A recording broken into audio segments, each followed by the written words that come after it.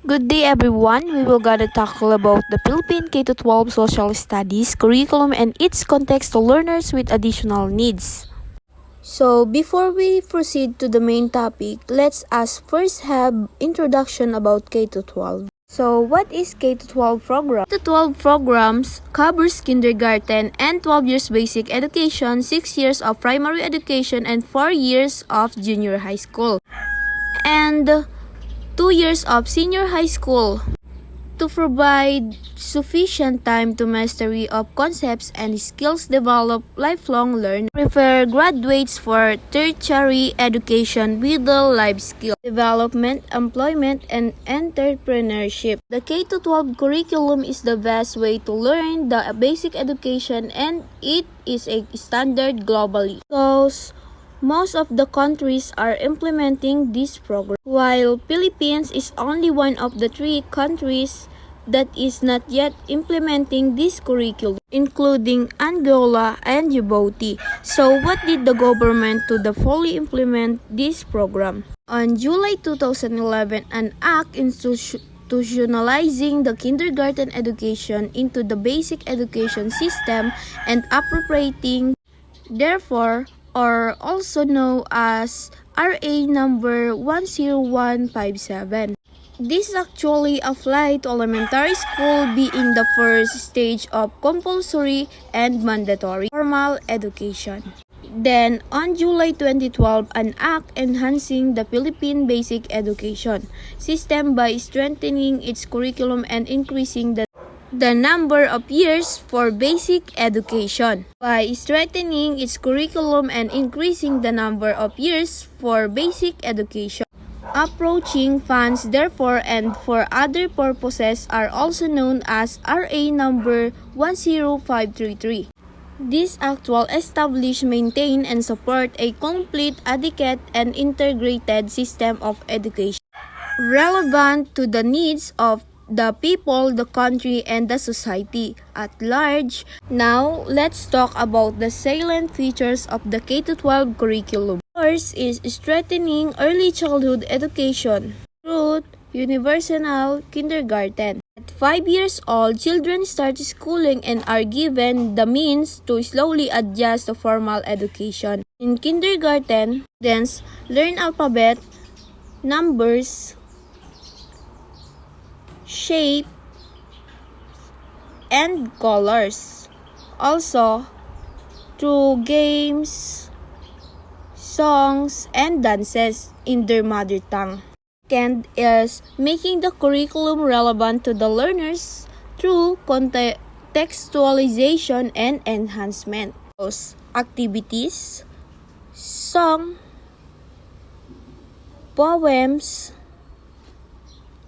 stories, and illustration are based on local culture, history, and reality. This makes the lesson relevant to the learners and easy to understand. Discussion on issues such as disaster risk reduction or DRI, climate change, adoption, and information and communication technology or ICT are included in the enhanced curriculum.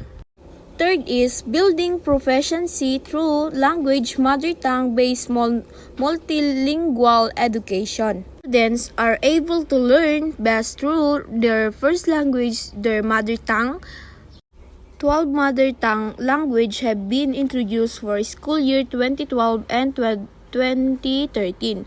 We have Ilocano, Pangasinan, Kapampangan, Tagalog, Bicol, Hiligaynon, Waray, Cebuano, Chubacano, Mindanao, Mindanao, and the last is Tausog. The fourth is ensuring integrated and seamless learning through spiral progression. Subjects are taught from simplest concepts to more complicated concepts through grade levels in spiral progression. This is somehow connected to Taba's model of curriculum. It is inductive in nature, meaning from specific to general. As early as elementary, students gain knowledge in areas such as biology, geometry, earth, chemistry, and the last is algebra. This ensures a mastery of knowledge and skills after each levels. The last is gearing up for the future through senior high school. Here's specialized upper secondary education. Students may choose a specialization based on the aptitude, interest, and school capacity. Based on the aptitude, interest, and school capacity, the choice of chapter track will define the content of the subjects, as students will take in grades and grade 12 senior high school subjects fall under either the core curriculum or specific tracks.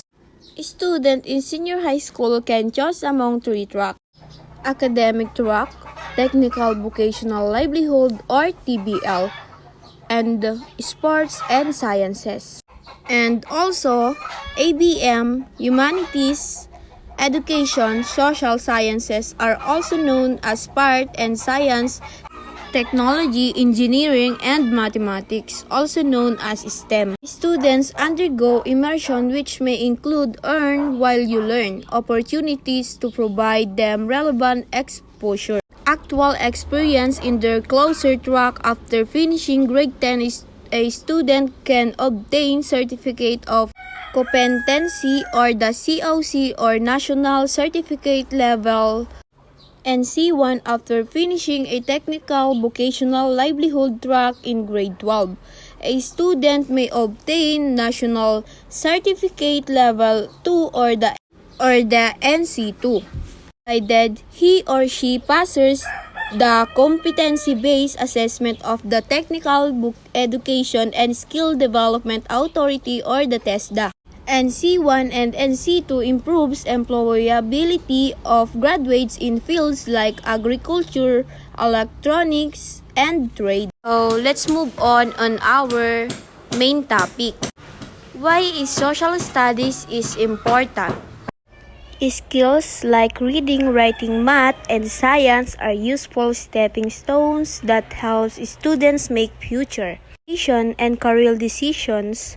Social studies education helps students understand the world they live in so they can make informed decisions about issues affecting them, especially when they grow older. As students develop a deeper understanding of the various topics in social studies, they start to grow an appreciation for what makes up much of their culture and community. By inspiring students to explore social studies at a young age, Outlaws strives to instill curiosity, personal growth, and a desire to learn beyond the textbooks.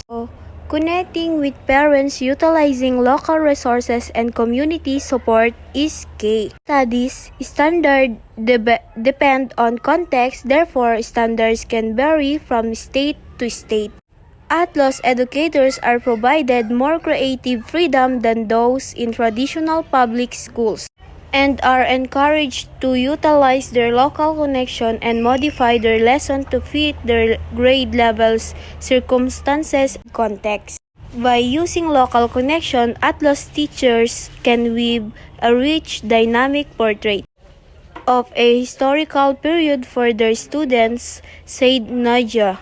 This also allows students to make personal connection to the standards. Students can explore the local history of the community in which they live through written and spoken stories, through landmarks and parks, and through traditions such as food, festival, and other events of the community or of individual families. Thank you for listening.